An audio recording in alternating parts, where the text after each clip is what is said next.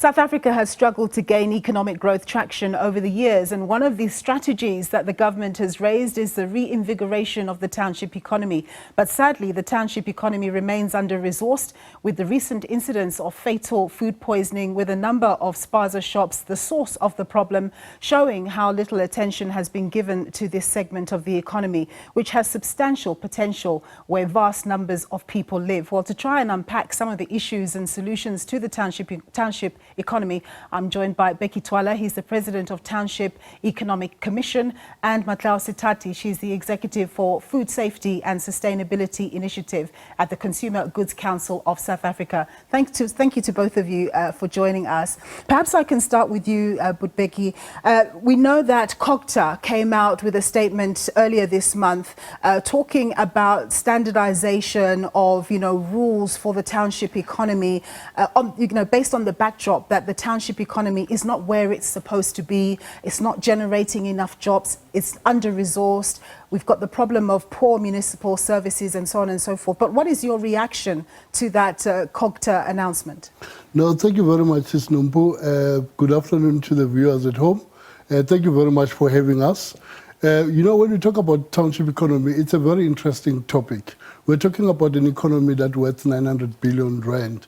Now, we welcome the regulation of the spaza shop because we've been saying that to government. Remember when we started township economy back in 1990, it was not even fashionable, but we managed to lobby, advocate for township economy not to be left behind. But it contributes quite significant in terms of the GDP of this country. We're contributing close to about 6% of the GDP of the country. Spaza shop alone, it's about 150 to 150 billion rand per annum. Now, it's an economy that you can't ignore. But at the end of the day, we are saying it's very important and critical to then start regulating.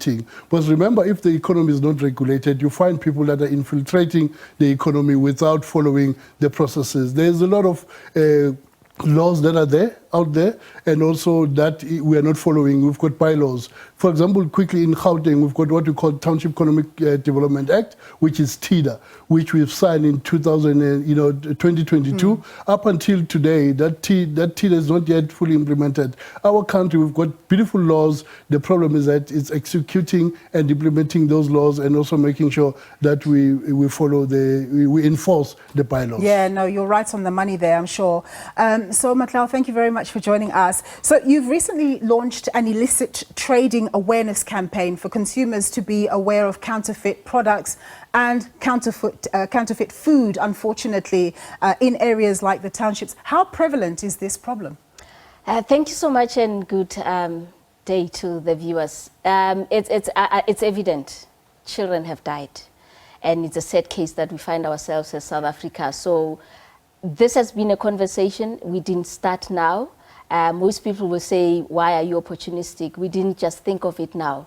It takes processes to get to this point. But it came at an opportune time where we're saying, South Africa, the time is now.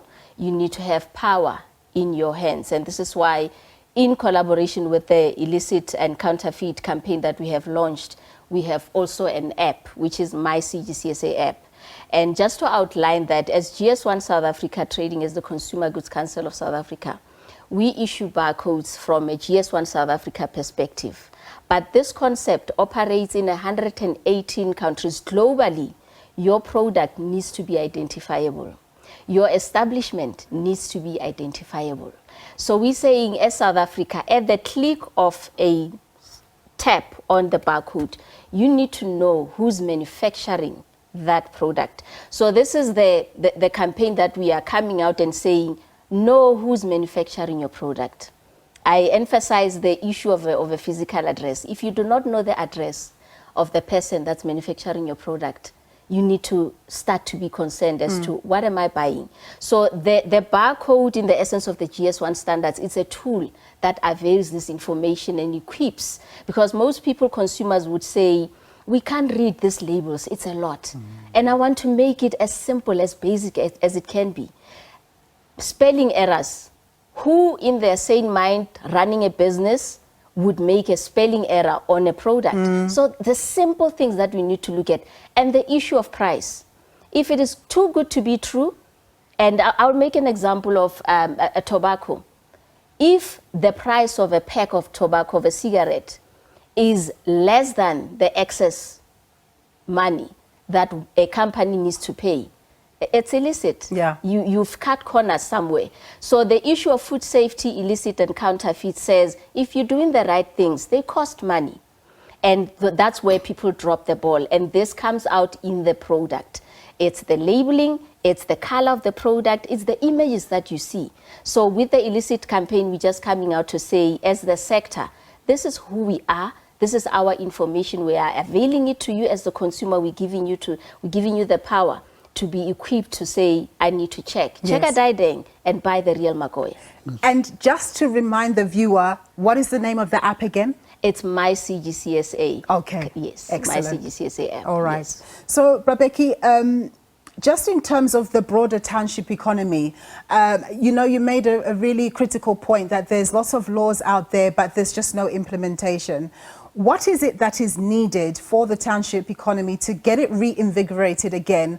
Never mind all the laws and the bylaws, but what is it that's needed? What injection and support is needed? Does it need to come not only from the government, but from the private sector as well? And what about township economy entrepreneurs? Do they also need to work better together, to do better? Yeah, you're 100%.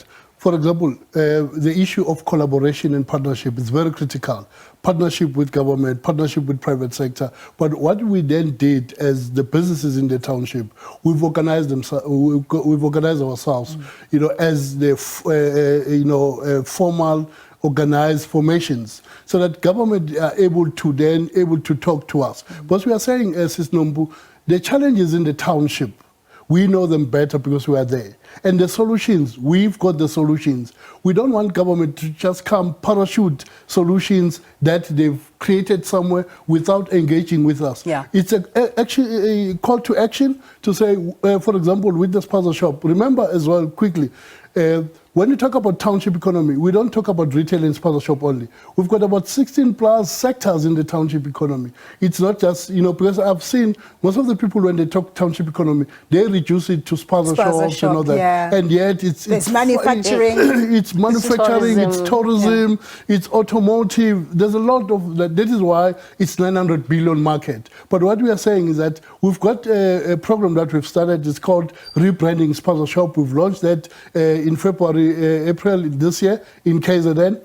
Those are the programs that are there. We don't want government to start reinventing the wheel. The programs are there. They just need to join us, and then we work together. We work together with the private sector in the very same campaign that my sister here is talking about, to say, let's partner, let's work together in order to, solve the challenges that we're facing in the townships. So, Matlou, do you think at a broader level, not necessarily in your capacity, as a Consumer Goods Council, but do you think that the township economy has been neglected really by regulators and by government, to such an extent that we're seeing the incidences that we're seeing now, where children are dying from ingesting food that is either fake or old or poisoned by rat poison? But I think Bheki has already touched on it. We've got great laws, but enforcement needs to be scaled. It's clear as daylight.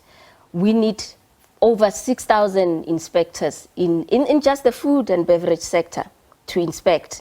And we're sitting with way less than that.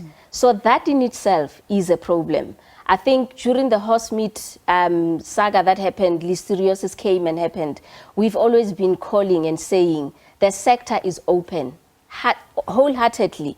We've got all these regulations. We're spending money in terms of making sure that we enforce. But then there will be other people that infiltrate and just do as they wish. So I think food safety has been compromised. We need to be very serious. At this point, I am looking at the sector. We ourselves need to stand up. We need to join hands with Bheki and say, as the sector, who are we? And what are we going to do to protect the consumer? What government does, let them do it on their own. They know the ills that they need to resolve. But we are here for the sector, and we're saying small, medium, large, informal, whichever, let's work together. The globe is moving in terms of what we are doing voluntarily. Yes. We need to collaborate and perfect the sector and protect the consumer, because that's our ultimate our market is there. Yeah. If that is compromised, we are all suffering, big, small, medium, whatever color. So we can keep saying to government will always be government. They've got the full mandate to do what is right. And we can call on them. At this point, I'm beyond that. Yeah. I am on the sector. The sector needs to stand up. We've got the ways of doing business. Let's get to it and let's do it collaboratively. Bheki, let me end with you. What is it that you are doing in your formal capacity as township entrepreneurs to intervene in this current crisis right now? Yeah, we've got a company called Spaza. We're doing the academy for the industry, where we're now taking people now in terms of skills development and training, the enterprise supply development programs. But at the end of the day, assisting them now in terms of registering their businesses, making sure that when those bylaws come or those laws come, they are ready. We just want to make sure that the industry and the sector is ready. Partnerships and collaboration are very important with the champions of the industries, and also with the sitters as well, to come to say, sitters, come assist with us, so that at the end of the day we scale and scale up in terms of our people on the ground. They need to understand how to start a spaza shop, how to operate a spaza shop, because another thing that is very critical is the operation. We need to make sure that we close that gap, because you need to understand what is spaza mean. Spaza simply means convenient. Yeah. Now we need to make sure that people, we don't compromise on the convenient, because our spaza shop open up at 8 and they close at 6. We need to make sure that they open up at 6 in the morning, they close at 10 in the evening. Excellent. Thank you both of you for your contributions there. I've been in conversation with Bheki Twala. He's the president of the Township Economic Commission, and Matlou Setati. She's the executive for Food Safety and Sustainability Initiative at the Consumer Goods Council of South Africa.